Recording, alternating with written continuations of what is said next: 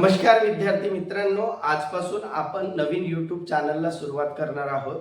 तर विद्यार्थी मित्रांनो, यापूर्वी पण आपण YouTube वर व्हिडिओ टाकत होतो आणि तुमचं खूप सारं प्रेम त्याला मिळत होतं। या नवीन चॅनलला पण तुमचं प्रेम मिळेल अशी अपेक्षा करतो। आणि विद्यार्थी मित्रांनो, आजचा जो काही व्हिडिओ होणार आहे तो होणार आहे घड्याळ व कॅलेंडर वरील प्रश्न। तर सर्वप्रथम मी Dinesh Deshmukh easy math solution या व्हिडिओ सिरीज मध्ये आपले स्वागत करतो। आणि विद्यार्थी मित्रांनो, पहिला प्रश्न पहा, एका घड्याळात 8:20 अशी वेळ दाखवत आहे, तर घड्याळाच्या दिशेने आंतरिक कोन किती असेल? तर बघा विद्यार्थी मित्रांनो, अशा प्रश्नाचं उत्तर कसं काढता येईल? तर सूत्र वापरून या प्रश्नाचं उत्तर आपल्याला काही सेकंदात काढता येईल। तर 30 गुणिला तास मायनस 11/2 गुणिला मिनिट।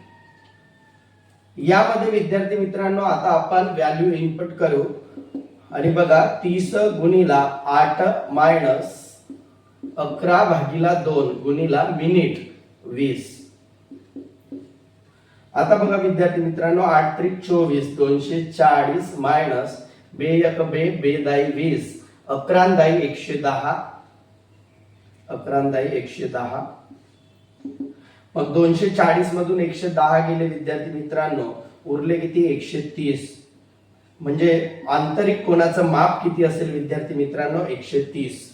आणि लक्षात ठेवा विद्यार्थी मित्रांनो, आंतरिक कोनाचं माप हे नेहमी 180 डिग्री पेक्षा कमी असते। बाह्य कोनाचं माप हे 180 डिग्री पेक्षा जास्त असते। म्हणून इथे आपल्याला दुसरा कोन काढण्याची गरज नाही। विद्यार्थी मित्रांनो, ऑप्शन मध्ये बघा, ऑप्शन सी मध्ये 130 डिग्री तुमचं उत्तर दिलेलं आहे।